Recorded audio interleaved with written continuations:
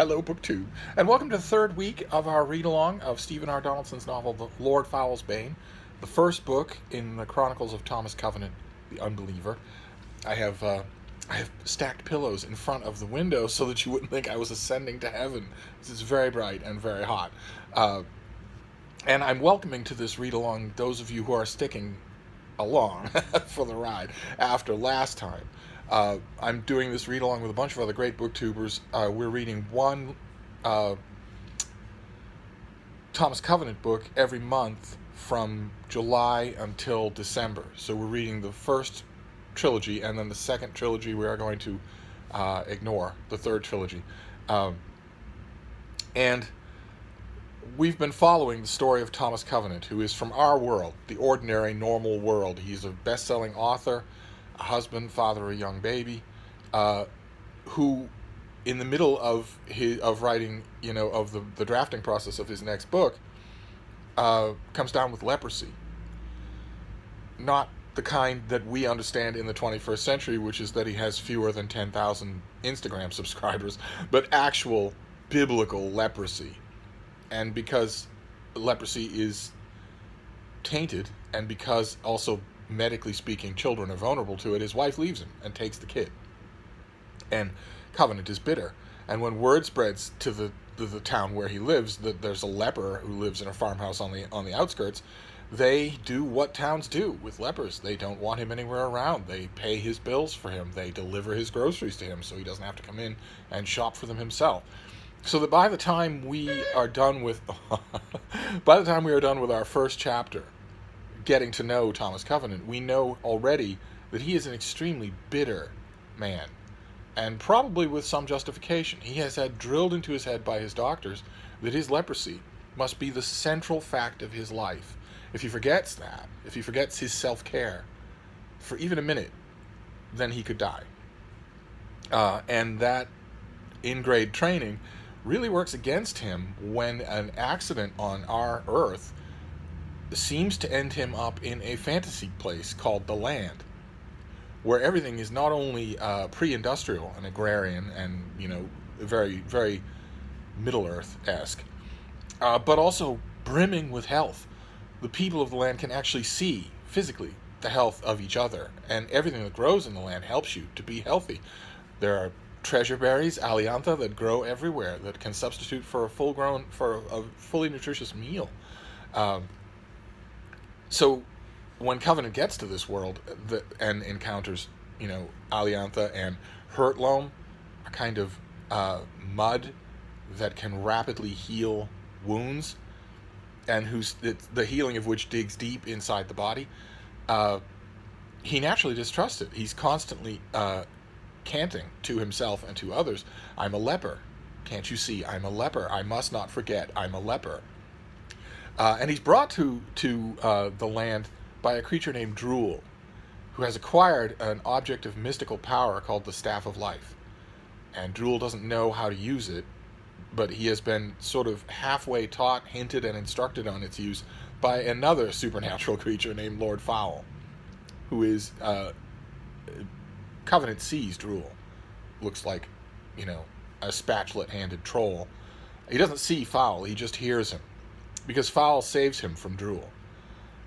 Drool summons Covenant to his lair under the mountains, and Fowl snatches him away to Kevin's Watch, to a tall peak of stone elsewhere in the land, and delivers to him a message that he must bring to the lords. Now, the question comes up in the chapters that we're reading today. One of those lords actually wonders, why would Fowl pick someone from outside the land when he could easily send this message via someone inside the land?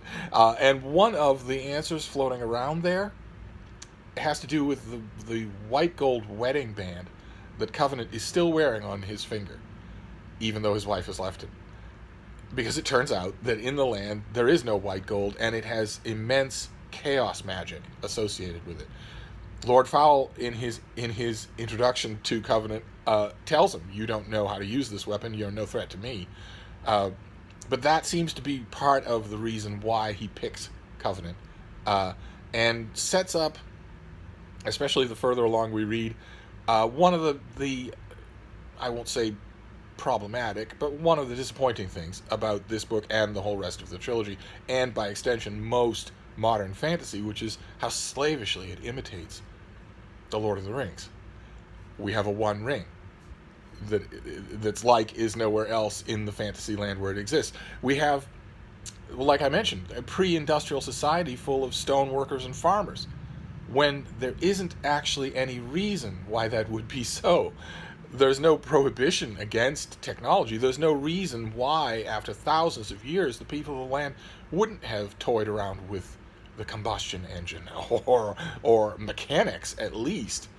But it doesn't happen. It's frozen in what this author and many, many other fantasy authors consider to be some sort of prelapsarian state of innocence, where people sing in a village commune. Always these things are crafted by people who have never lived in circumstance like that and don't realize how awful it is. But we'll leave that aside. There are many echoes of Tolkien that happen throughout this book, and they get louder as we go along. But in the chapters that we read, in the installments that we did the first two times, none of my other co-hosts are doing an actual read along. They're just going to do a video about each book each month. I couldn't. I'm I'm a little bit too long-winded for that, so I couldn't restrain myself to do just the one video.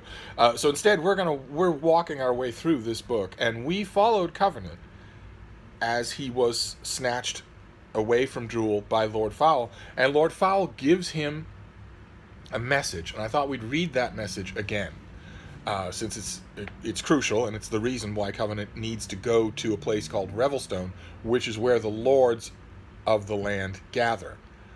They're the ones that he's been entrusted to deliver this message to, and the message is, "Say to the Council of Lords and to High Lord Prothel, son of Dwilian, that the outermost limit of their span of days upon the land is 7 times 7 years from their present time. Before the end of those days are numbered, I will have command of life and death in my hand. As a token that what I say is the one word of truth, tell them this: Drool Rockworm, Cave White of Mount Thunder, has found the Staff of Law, which was lost 10 times 100 years ago by Kevin at the Ritual of Desecration. Say to them that the task appointed to their generation is to regain the staff. Without it, they will not be able to resist me for 7 years, and my complete victory will be achieved 6 times 7 years earlier than it would otherwise be. As for you, groveler, do not fail in this message. If you do not bring it before the council, then every human in the land will be dead before 10 seasons have passed. You do not understand, but I tell you, Drool Rockworm has the staff, and that is a cause for terror. He will be enthroned at Lord's Keep in 2 years if the message fails. Already the Cave Whites and the Demon Dim answer the power of the staff, but war is not the worst peril. Drool delves ever deeper into the dark roots of Mount Thunder, Gavin Threndor, the peak of the Fire Lions, and there are Banes buried in the deeps of the earth, too potent and terrible for any mortal to control. They would make a universe a hell forever. But such a Bane Drool seeks. He searches for the Ill-Earth Stone. If he becomes its master, there will be woe for low and high alike until time itself fails. Do not fail with my message, groveler. You have met Drool. Do you relish dying in his hands? That is the message that Covenant is tasked with bringing to the lords of Revelstone. But of course, he knows nothing about the land.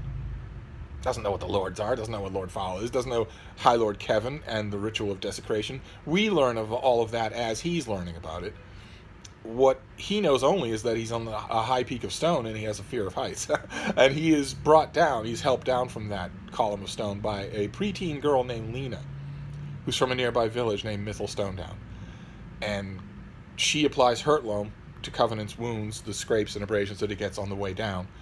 And she feeds him Aliantha, and she brings him to her village and introduces him to her mother, Atiaran, and her husband, Trell, and to all the rest of the village.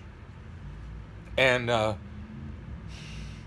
Covenant starts very gradually, in fact, so gradually that we know about it before he does, for part of the time, to feel his body regenerating, to feel health returning to his body, which is totally impossible in our world, and the very thing that his doctors have warned him he must never even consider. And at one point, in the last chapters that we were reading Lena takes Covenant away from the village to help him calm his mind. She takes him to a secluded spot by a stream, and he yells at her because this is all a dream, because this dream is trying to seduce me, it's trying to make me insane, it's trying to make me forget my discipline as a leper. And then he belts her across the face and rapes her. And the more you think about that, and believe me, I've thought about little else this month when it comes to this book, the less justification anything in this novel gives you for why that is true. For why that is true. And I admit, I had an old friend actually call me on this the other day, and she was right. I admit there's a slightly personal element involved here. Donaldson is at least partially implying that the shock of returning health to a body that hasn't had it could believably, even maybe understandably, provoke a man to rape. Why is it that the feeling of vitality returning to his body, specifically in this case to his loins, Covenant has come to grips with the fact that his disease renders him impotent, but it's not just that, it's also the numbness in his hands and feet. Why is it that his reaction to that, even in what he considered to be a dream, would be rape? Why is that?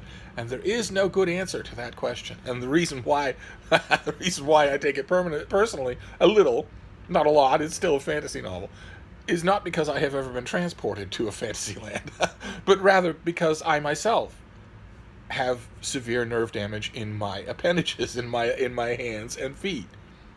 And if I have barely any sense of touch, and if tomorrow my sense of touch were to start returning, I assure you that I, like you, and like virtually everyone else in the world, would not have an initial reaction of, oh, I'd better go and rape somebody. I wouldn't have that reaction. That seemed to me at the moment that I read it, back in the 70s, every time I've returned to this book, it's always seemed the same. It seems to me to be a reflection not of Covenant, but of Donaldson. There's nothing that we know of in Covenant. Yes, he ogles young women in the opening chapters where he's in our world, but that's a far cry from belting them across the face and throwing them on the ground. There isn't any justification in Covenant for that kind of behavior. In fact, later on in the series, the more we get to know him, the more we see that underneath his a-hole exterior, he's kind of sort of a decent guy. Once that act is forgotten by everybody, including our author, he sort of stands out as a kind of sort of decent guy. Only the price of getting to that Covenant is forgetting what he does to Lena. And we're helped as readers to forget that by the fact that I believe Donaldson forgets it. There's one point in the chapters that we're reading today. Covenant is going through the usual litany. He's forever going through a litany of things that the land is doing to mess with his mind. And at one point, you recall from last time, Atiaran, the mother of Lena, the girl he rapes, learns that he has raped her daughter and agrees to help him get to Revelstone anyway, because she's taken an oath to help the land. And getting him to Revelstone to deliver this warning is obviously a help to the land. It's obviously important that the lords learn about it. So she can't just kill him or allow him to be killed. So she endures his company until she can hand him off to a giant called Saltheart Foamfollower, who has a craft, a boat that is powered by Foamfollower himself, and that will take them upriver to Revelstone. So in the chapters that we're reading at the beginning today, Covenant is in Foamfollower's care. And at one point, he has a little inner reverie as they're making their way on the river. The sight reminded him of how he had come to this place, of Foamfollower, Atiaran, the Wraiths, Baradicus, the murdered Waynim. A vertigo of memories gyred up out of the foothills at him. Atiaran had blamed him for the slaughter of the Wraiths, and yet she had forsworn her own just desire for retribution, her just rage. He had done so much harm. What's missing from that paragraph? And there are many other paragraphs like it. What's missing from that litany of deeply emotional things that have worked on Covenant since he got to the land. Lena is missing from that description. Lena is missing from that description. He writes, the paragraph here has Covenant thinking that Atiaran blames him for the destruction of the wraiths in the hills of Andalane that we see after she has continued leading him on his path. He thinks that's why she's upset with him. And I'm aware that there is a possibility of interpretation here, but I don't think that Donaldson is remembering. I think he haltingly remembers later on in the book, much later on, that maybe, Anyway,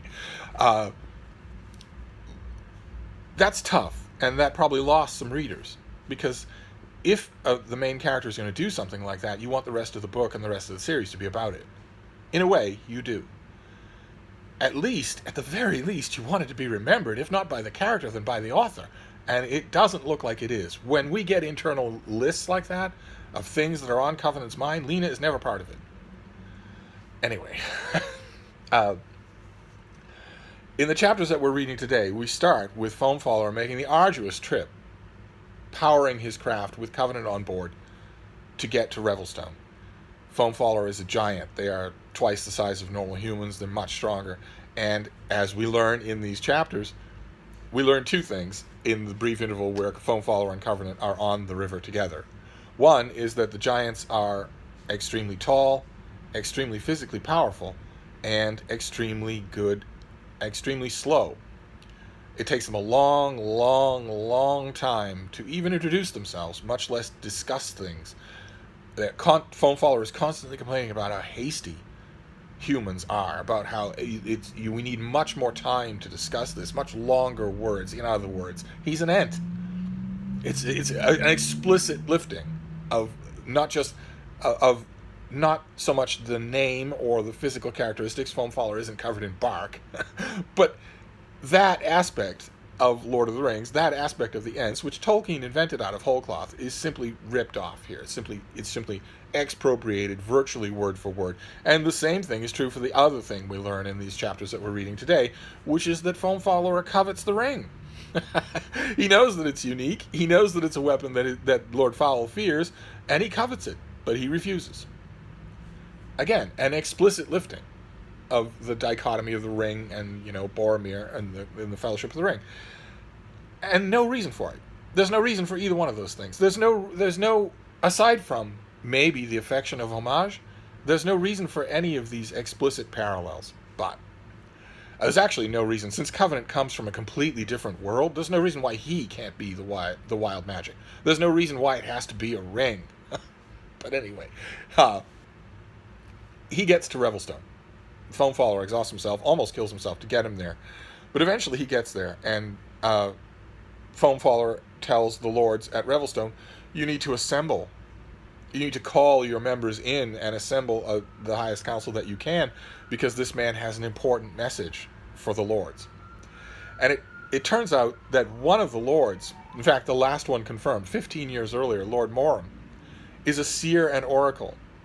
And he saw something of this happening ahead of time, so the lords are prepared. They're already gathered when Covenant gets there.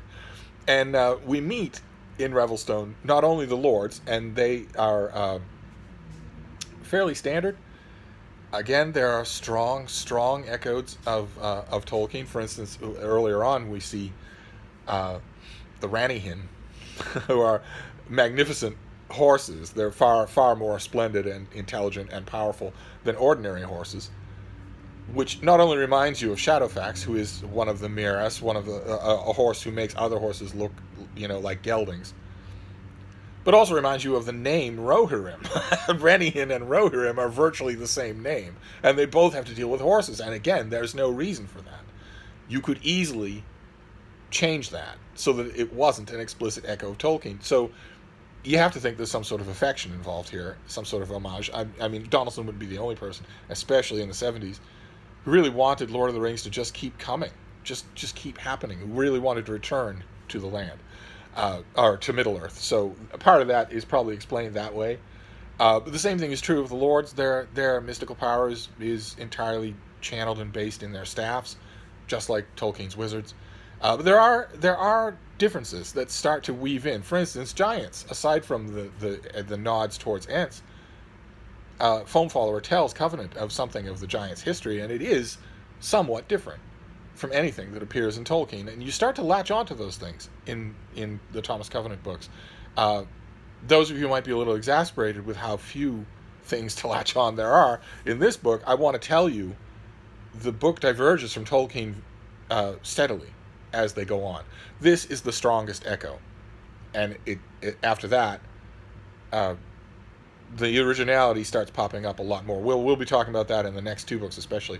But there are some differences with the lords at Revelstone. They of course, are the foremost servants of the Oath of Peace. They are the foremost servants of the land, and they want to know the message that Covenant has to give them. They also want to know the message that Foam Follower is also coming from the home of the giants, which is far, far to the east of the land, on the coast. He's come to them also with a request that the lords fashion Gildenload rudders, gigantic rudders of the type of that powered his little vessel, for gigantic seagoing vessels for the giants to return home across the sea to their own country, and the lords agree, and tell Foam Follower that the task will take them 40 years. Now, as you've heard from that warning that Fowl gave to Thomas Covenant, they don't have 40 years. They just don't know it. Covenant groans inwardly when he hears that, because he hasn't given his warning yet. And another thing that's different at Revelstone that sticks out is the Bloodguard. A group of men who have brown skin, curly hair. They don't wear weapons. They don't wear shoes. And they are very impassive, almost emotionless, like Vulcans. And the lords and Foam Follower make it clear to Covenant that they are sworn to the protection of the lords, and that the vow they took with a capital V is very different from the Oath of Peace, as different as could be.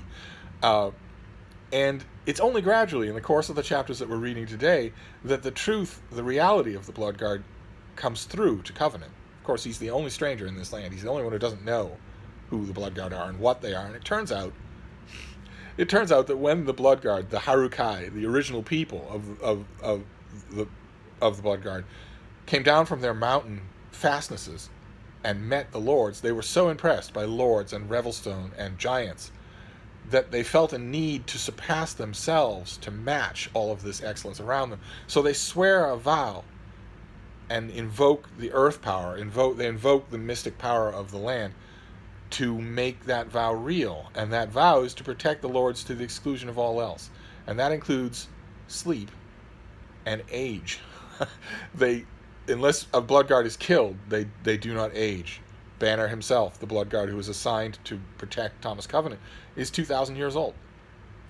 And as he dispassionately explains to Covenant, when he came to the land, he had a wife, and she's been dead for 2,000 years. And it appalls Covenant that kind of extravagance, that kind of service, that kind of vow just appalls him, as so many things do in the land appall him. The selflessness of so much of what he encounters grates against the self-centeredness that has been ingrained into him by his disease, by his doctors, and maybe a little by his own personality, although he seemed to me to be fairly normal before all this happens. He loves his wife, he loves his baby, he's happy with his writing. It's easy to picture an alternate reality, not very different from the one we get, where Thomas Covenant, if he doesn't get sick, leads a perfectly normal life and is a perfectly nice guy. But that is certainly not the case here. So those are the chapters that we're reading today. We are reading today up to chapter 18, and in the course of these chapters, Covenant delivers his warning. The lords of the land deliberate and decide on a course of action, and that course of action is, of course, a quest, because this is Tolkien-esque fantasy. They decide. High Lord Prothel decides to take a band of warriors, a band of lords, Foam Follower himself, and Covenant, plus their Bloodguard, and Ranihin, the Ranihin that bear whoever they choose, and go to seek out Drool Walkworm. They can't do anything about Lord Fowl. What they want to do, the part of the warning that they want to respond to, is that their task could be to get the Staff of Law away from Drool Rockworm. Now, Covenant warns them, you're doing just what Fowl wants. For some reason, he can't take the staff himself. The only reason he wants you to do it is because he can't. He wants to get it from you because he can't get it from Drool. And Drool is a danger to him. He wants you to deal with that.